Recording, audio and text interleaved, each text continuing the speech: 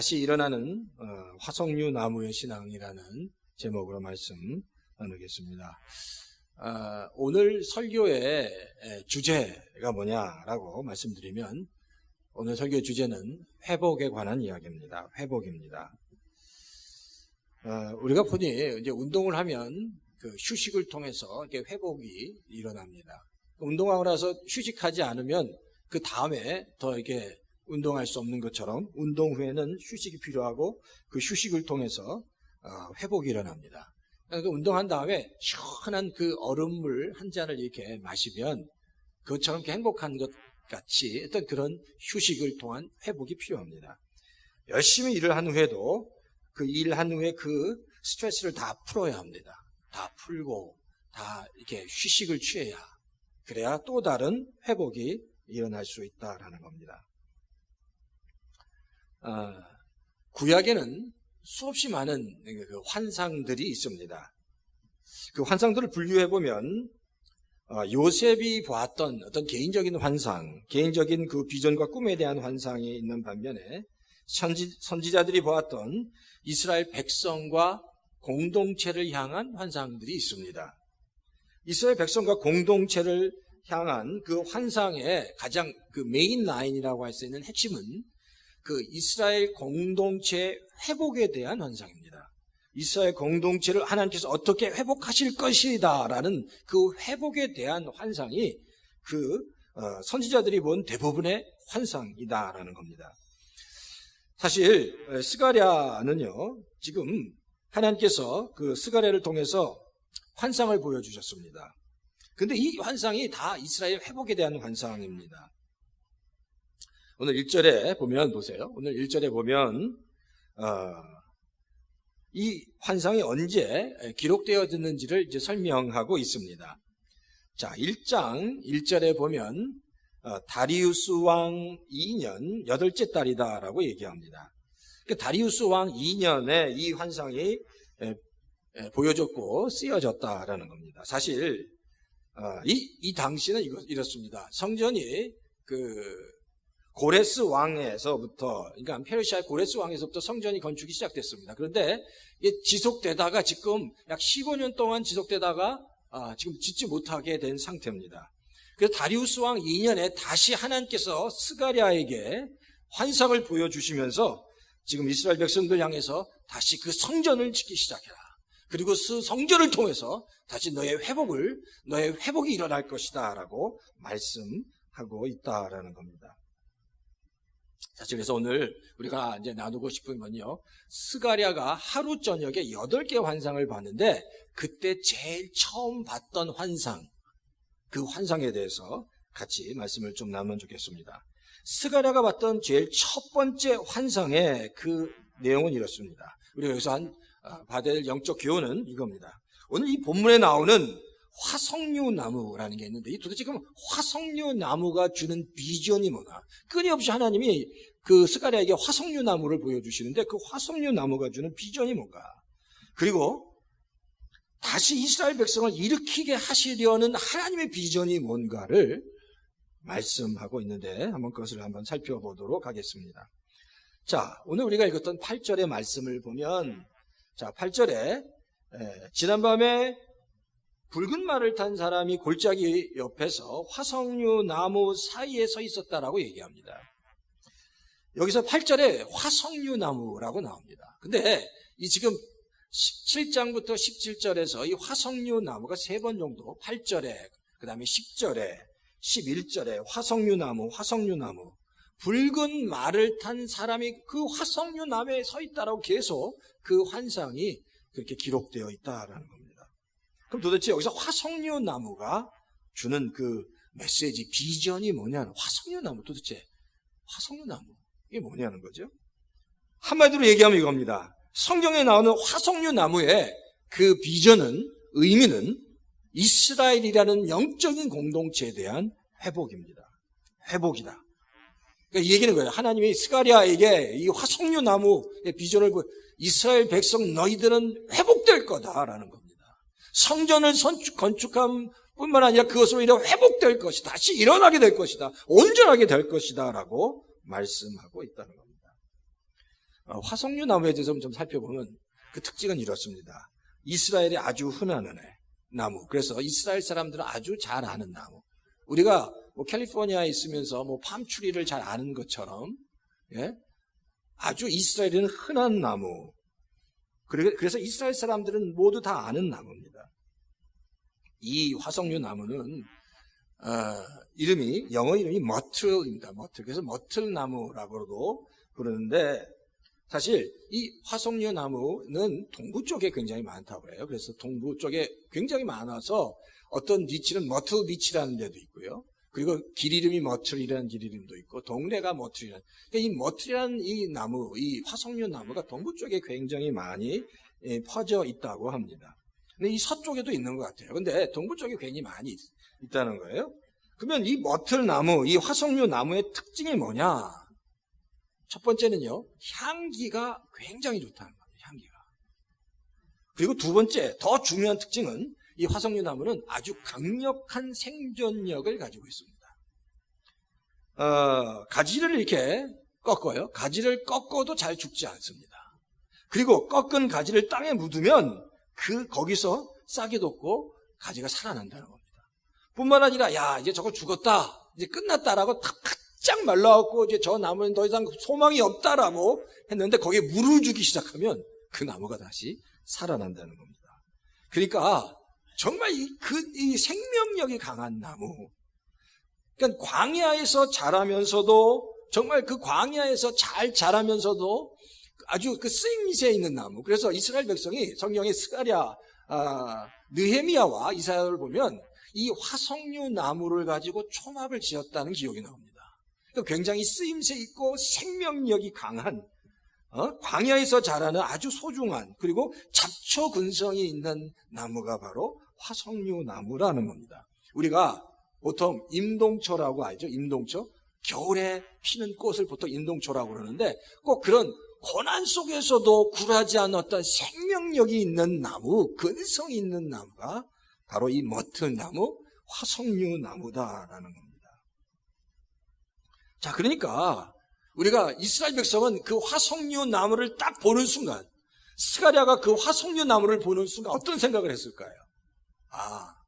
하나님이 이스라엘 이 공동체를 다시 회복시키시겠구나.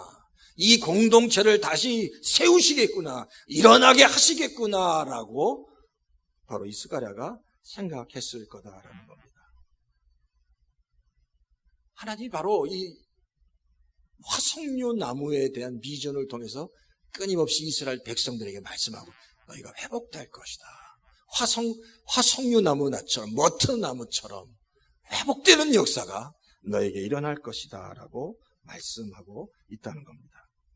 근데 이제 하나님께서 이제 비전으로 보여주시다가 오늘 본문의 마지막 17절에 보면 하나님께서 그 말씀을 이제 본격적으로 선포하십니다. 한번 본문 찾아보시겠어요? 오늘 스가랴 1장 17절에 보면 한번 다 같이 큰 소리로 읽었으면 좋겠습니다. 본문 스가랴 1장 17절에 보면 다 같이 한번 큰 소리 한번 읽어보겠습니다. 시작. 너는 또 외쳐라. 나 만군의 주가 말한다. 내 성읍마다 좋은 것들로 다시 풍성하게 될 것이다. 나 주가 다시 한번 시온을 위로하겠다. 예루살렘은 다시 내가 택한 내 도성이 될 것이다. 여기 보면 나 주가, 만군의 주가 말한다고 말씀하십니다. 그러면서 내 성읍마다 더 풍성해질 거다라고 얘기합니다. 성읍마다 더 풍성해지고, 그리고 내가 다시 그 시온을 위로해 주고, 내가 예루살렘을 다시 택해서 회복시켜 주겠다. 그러니까 계속 다시 회복시켜 주겠다. 풍성하게 하겠다. 위로하겠다. 계속 말씀하고 있다는 거예요. 그게 바로 화석류 나무의 비전과 똑같이 계속 다시 회복된다. 다시 새로 풍성해진다. 다시 온전해진다. 라고 말씀하고 있다는 거예요. 사실 이 당시는 아까도 잠깐 말씀드렸지만 이스라엘 백성이 성전을 짓다가 너무 힘들어서 포기한 상태였습니다. 왜냐하면 주변에 있는 이방 백성들이 너무너무 반대가 심해서 더 이상 진행하지 못하고 중단된 상태였습니다. 근데 뭘 하려고 하다가 중단됐다가 다시 시작하려고 하면 너무 힘들지 않습니까? 여전히 이방 백성들의 방해가 너무너무 심하고 처음에 시작할 때는 고레스 왕이 그 정책적으로 지원해 줬는데 이제 그것도 다 없어지고 도저히 다시 시작할 수 없는 힘든 상황인데 하나님께서 바로 이 스가랴를 통해서 환상과 비전을 주시면서 내가 다시 일어나게 하겠다. 풍성하게 하겠다. 다시 세우겠다라고 말씀하고 있다는 거예요. 그게 하나님의 마음입니다. 그게 하나님의 마음. 이스라엘 백성 계속 그리고 놀랍게요. 그 하나님의 말씀대로 순종해서 이스라엘 백성이 나아갈 때 성전이 건축되어졌습니다. 다리오 왕 때 성전이 건축되어졌다라는 겁니다. 하나님의 마음은 이겁니다. 비전을 보여주시면서 내가 너희 스스로는 할 수 없지만 내가 너희를 통해서 다시 회복시키겠다. 다시 풍요롭게 하겠다. 필요한 것들을 채워주겠다. 하나님의 얼굴을 구하라. 내가 너에게 필요한 것들을 다 채워주고 회복시켜 줄 텐데 내 마음을 알고 나를 알고 하나님의 얼굴을 구하고 나오라는 겁니다. 하나님의 얼굴을 구하고 나오는 자에게 그 회복의 놀라운 은혜가 넘치게 하겠다라고 말씀하고 있는 거예요. 우리가 이 땅을 살아가면서 그래요. 우리 자신을 보면 절망할 때가 많습니다. 저도 마찬가지고요. 제가 제 자신을 볼 때마다 많이 절망하고 주변을 보면 절망할 게 많이 있어요. 그런데 내 자신을 보고 환경을 보는 게 하나님을 보면 전능하신 하나님을 보면 절망할 수 없습니다. 전능하신 하나님을 보면 하나님은 우리를 통해서 놀라운 일을 하시는 분이기 때문입니다. 그래서 우리가 끊임없이 하나님을 바라봐야 됩니다. 그러니까 하나님이 오늘 이 본문을 통해서도 내가 너를 위해서 축복하겠다는 겁니다. 다시 세우겠다는 겁니다. 그러니까 하나님의 얼굴을 구하라. 하나님의 얼굴을 구하라. 하나님 앞에 나오라고 말씀하고 있습니다.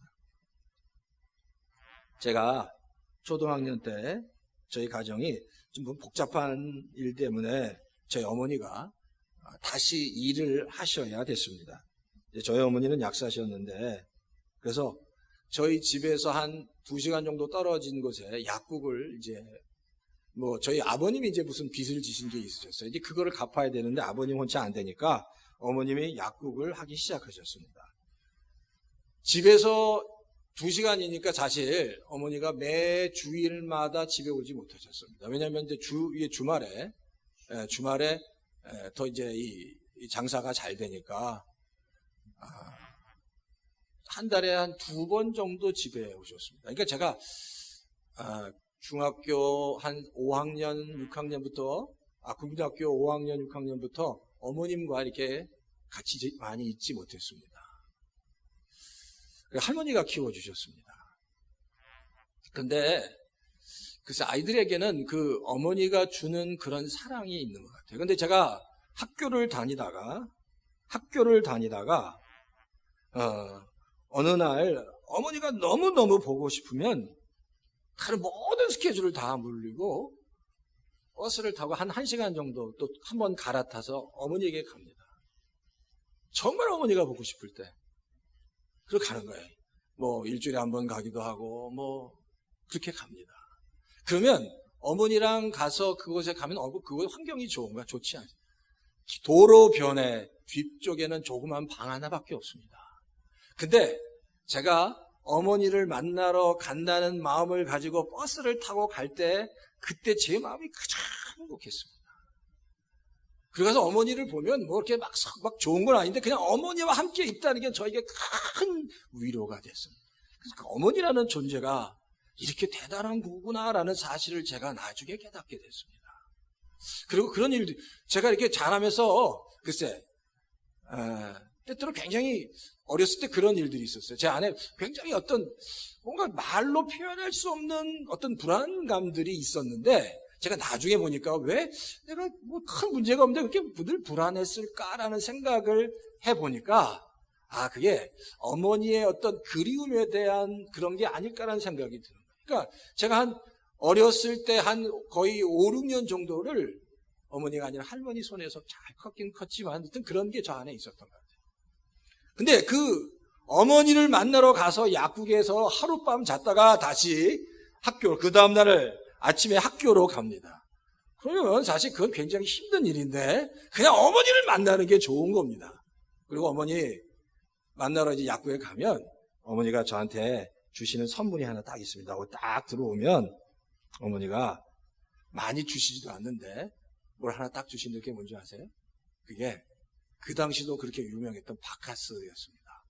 바카스를 하나 이렇게 이렇게 바카스를 냉장고에서 꺼내서 그거를 마시면 그 맛이 정말 꿀맛 같이 맛있어요. 근데 왜냐면 그게 또 이제 카페인이 많이 들어있어서 아이니까 많이는 또 안 주세요. 그러니까 하나.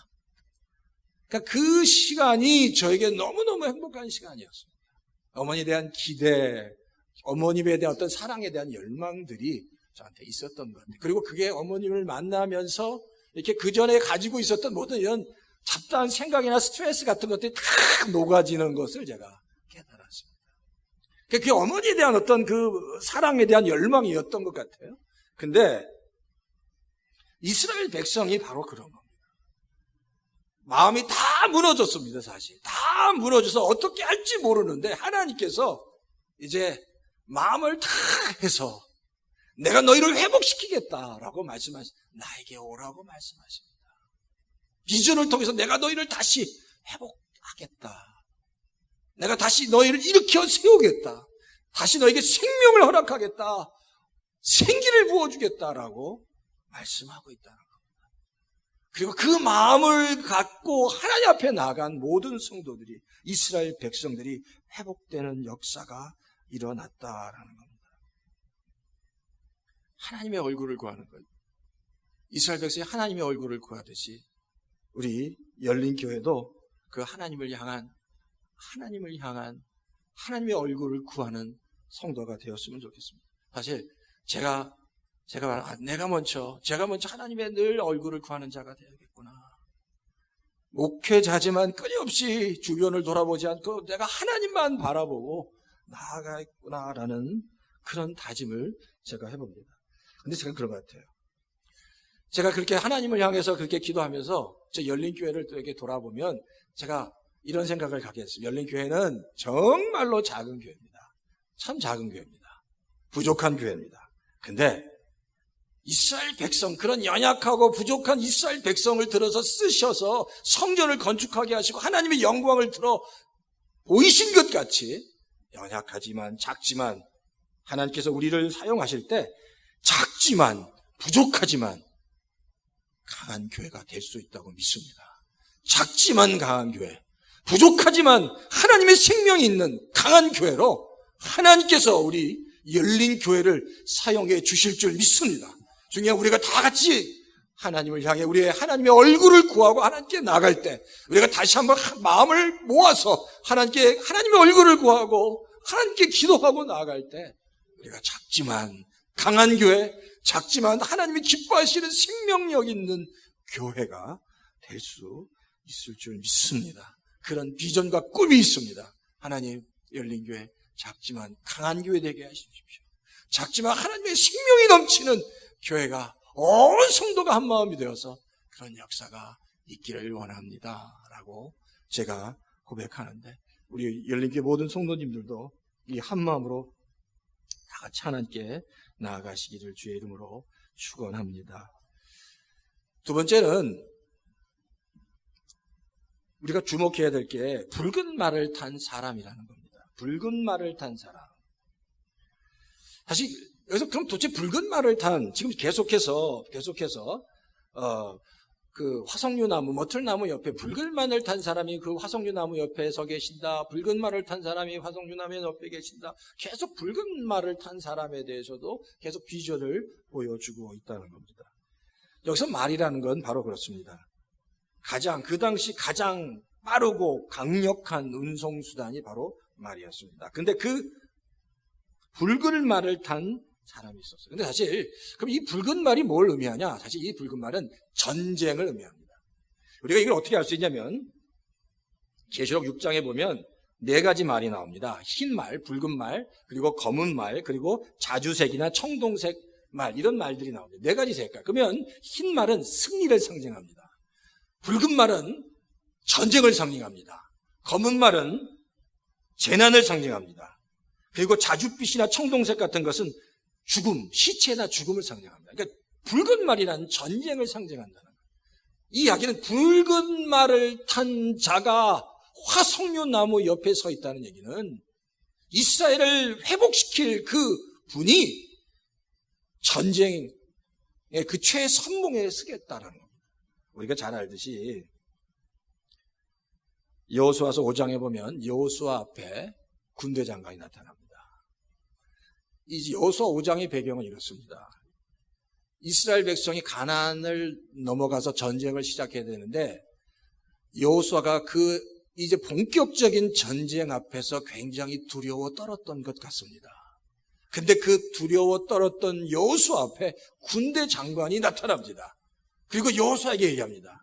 여호수아야, 이 전쟁이 누구의 전쟁이라고 생각하냐? 그러면서 이렇게, 이 전쟁은 너의 전쟁이 아니라 나의 전쟁이다.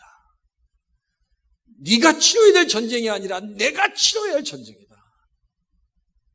내가 이 전쟁을 치르겠다는 거야. 너는 나를 따르라는 겁니다. 그러면서 여호수아에게 요구하는 게 있습니다. 내 앞에서 신을 벗으라고 얘기합니다. 여호수아가 신을 벗. 그게 뭐예요? 내 밑으로 들어와라는, 내 종이 되라는, 내 신하가 되라는 겁니다.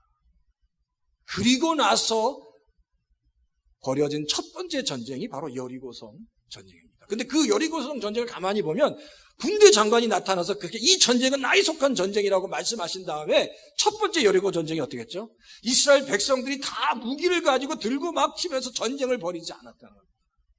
철저하게 성을 돌았습니다. 계속해서 매일마다 한 바퀴씩 돌아 마지막 날 7바퀴를 돌았습니다. 그걸 보면 이 전쟁은 일반적인 사람의 방법으로 하는 전쟁이 아니라 하나님의 방법으로 하는 전쟁인 것을 보여주고자 했다는 거예요. 이 전쟁은 내 전쟁이라는 겁니다. 오늘 느헤미야가 본 이 환상도 바로 겁니다. 붉은 말을 탄 사람이 화석류나무, 머틀나무 옆에 있다. 이 붉은 말이란 이 전쟁, 너희가 성전을 짓고 이 땅에 정착하기 위한 그 치열한 전쟁은 너희가 하는 전쟁이 아니다. 하나님이 하는 전쟁이다. 하나님이 앞장서서 하는 전쟁임을 너희가 먼저 믿고 고백해야 한다는 겁니다. 우리가 이 땅을 살아가면서 그런 것 같아요. 우리가 이 땅에서 생활하는 그 모든 것들이 내가 해야 되고 내가 이겨나가야 되고 내가 치열하게 싸워야 된다고 생각합니다. 그래서 하나님 나를 도와주십시오. 내가 하나님의 도움이 필요합니다. 라고 기도합니다. 근데 어떻게 보면 이 말이 한 반 정도만 맞습니다. 반 정도만. 왜냐하면 우리가 어차피 이 땅을 살아가야 될 전쟁은 이게 우리의 믿음입니다. 믿음으로 받으면 내 전쟁이 아니라 하나님의 전쟁이라고 믿는 겁니다. 그리고 하나님께 맡기는 겁니다. 그래서 하나님 날 도와주십시오가 아니라 하나님이 앞서가시면 내가 뒤따르겠습니다라고 믿음으로 선포하면 그렇게 싸울 수 있다는 겁니다. 그러니까 믿음대로 된다는 겁니다. 하나님, 내가 싸우겠습니다. 나를 도와주십시오가 아니라 내 앞에 가십시오. 나는 하나님을 쫓아가겠습니다라고 고백하면 그 전쟁은 나의 전쟁이 아니라 하나님의 전쟁이 될 수 있다는 겁니다. 바로 그걸 하나님께서 원하신다. 붉은 말을 탄 바로 그 사람이 내가 이 전쟁에 이겨나갈 것이다. 왜냐하면 지금 이스라엘 백성은 예루살렘으로 돌아왔지만 성전을 건축하지 못했습니다. 굉장히 많은 이방 사람들이 그것을 다 방해하고 있기 때문에 도대체 그걸 뚫고 성전을 지을 수 있는 엄두를 내지 못했던 겁니다. 그래서 모든 걸 다 놓고 있는 상태였습니다.